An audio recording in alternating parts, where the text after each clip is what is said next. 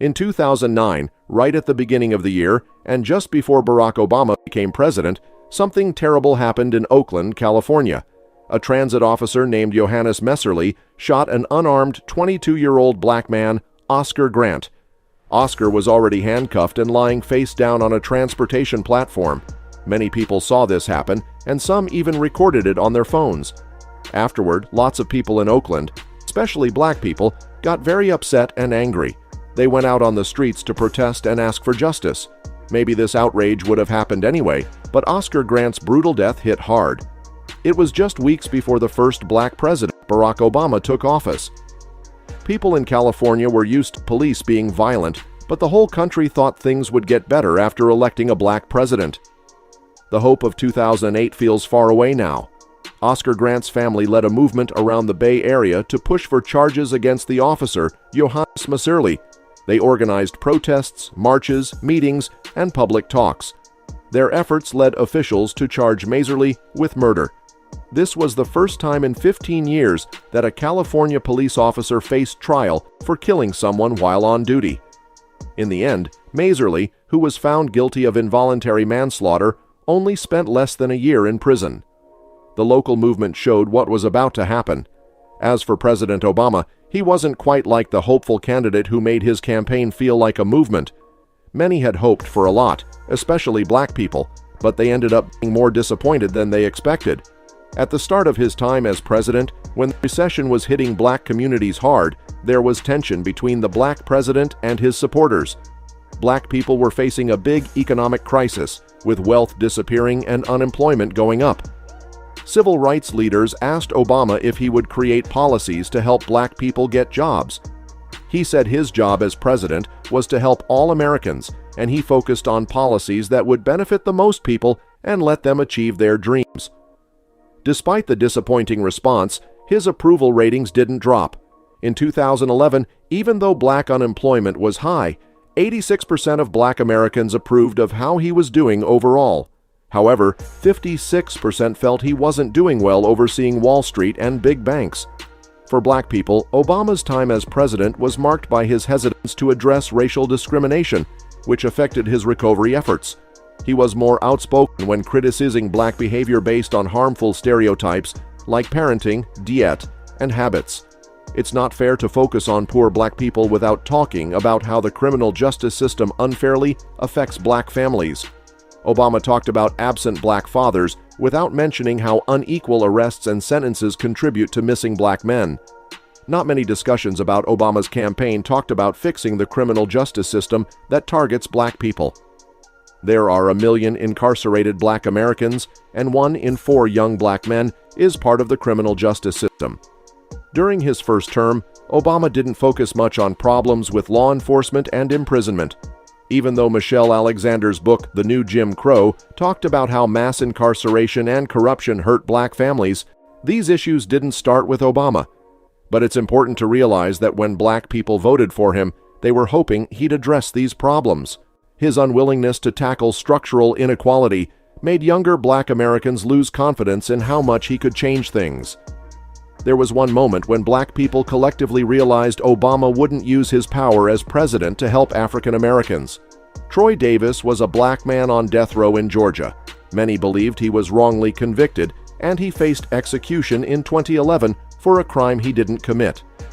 He and his sister, Martina Davis Correa, had worked with activists against the death penalty for years. By September 2011, there was a big global effort to save him.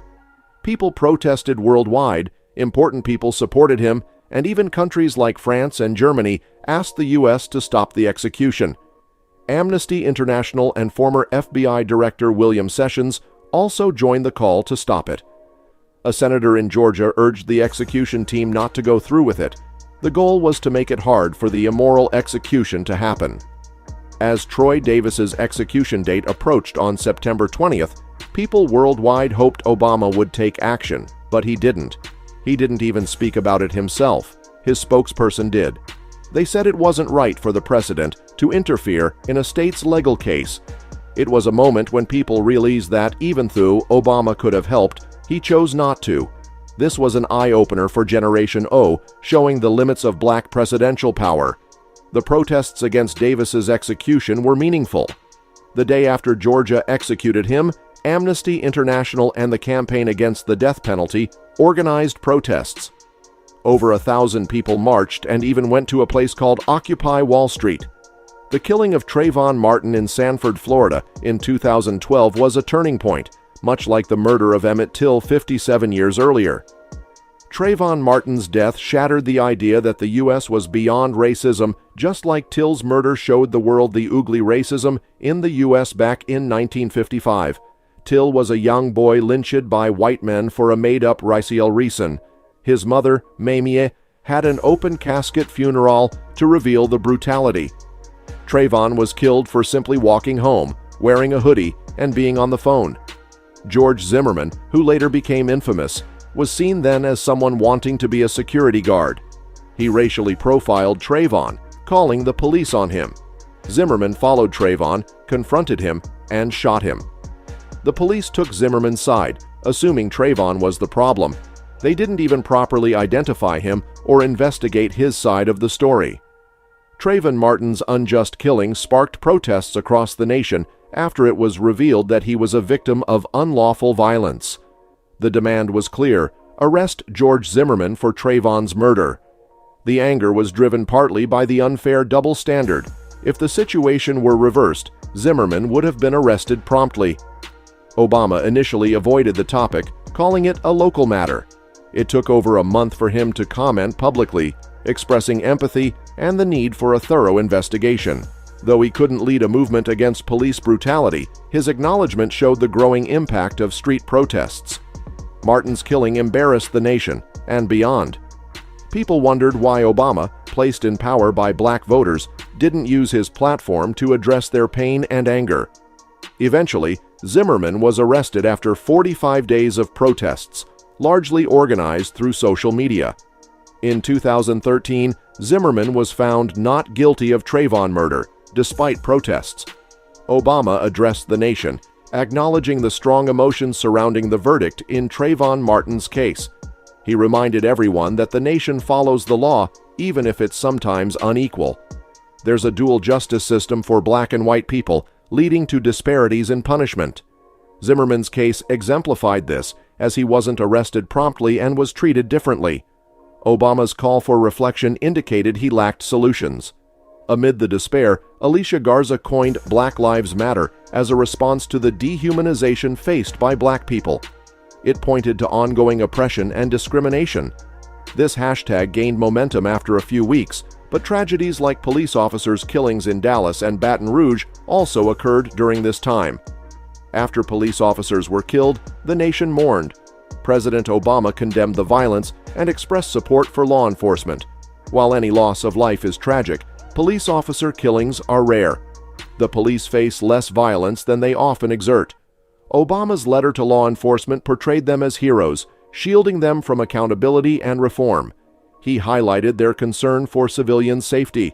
When President Obama addressed police officers, he mentioned how they see civilians as their own families and risk their lives for them.